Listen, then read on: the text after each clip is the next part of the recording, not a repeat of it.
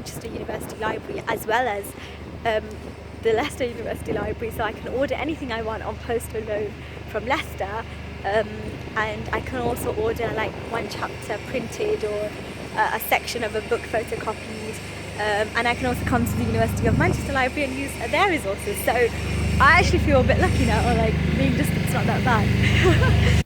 Hi everybody, today is Tuesday and I spent the day reading about thematic analysis and different research methods that people use, and I think that was very helpful because if at an early stage you know what sort of methods there are, what sort of research methods people are using, even though you've got an idea in your proposal about which method you intend to use, it's really helpful to be able to look at what different people have used and what the critics of those methods say. And I found this that was really helpful for me. Hello guys, today I went to the library to do a few hours of reading, and I think it's really important as a distant learner to get out and not stay sort of inside all the time. Today I wanted to talk a little bit about what I was finding challenging, or what I was finding sort of difficult at this early stage of my PhD as a distant learner, and as a mom, of course. Firstly, when I did my degree or my master's in particular, I used to have really clear sort of things to do list or guidelines of what I want to accomplish today. So I would say sort of today I want to do this many words, or try to sort this chapter out, or try to look into this topic or whatever.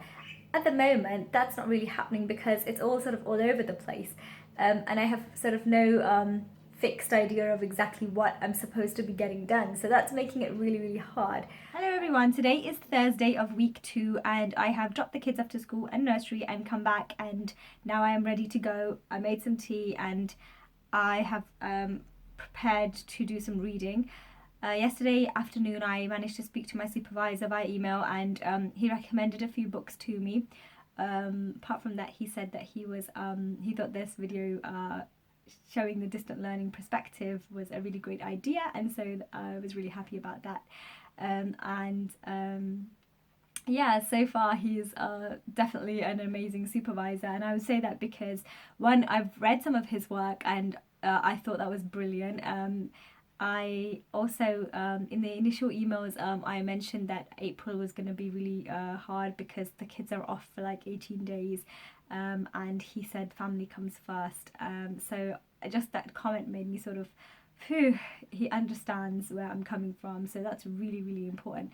I also wanted to talk today a little bit about managing sort of stress and getting stressed about things when they don't happen to plan. So for example, last night Rayaan, my elder son, had a bit of a cold and he was up once in the night, and the little one woke up about twice in the night. So for me that was a pretty rough night because I had so many breaks in between sleeping, and I woke up with a really bad headache. So already I knew that sort of I'm not going to be able to be as fresh as I hope to sort of drop them and come back. And also somewhere I'm stressing that there's going to be so many holidays, and what am I going to do, how am I going to keep them entertained for that many days, and how am I going to manage to work you know, during the holidays. So just stressing about things makes things a lot worse. And I'm going to mention here that it's not actually the time that you spend with the kids that's hard or stressful ever. It's the time afterwards, when they're at school or when they're playing their own game or when they're sleeping, that you can't still manage to do what you plan on doing because you're so drained out. That causes this sort of stress and anxiety, I think. Hey, you join in.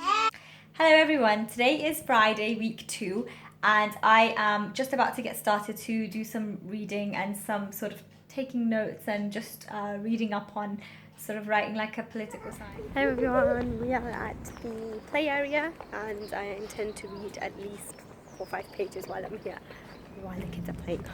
Fingers crossed.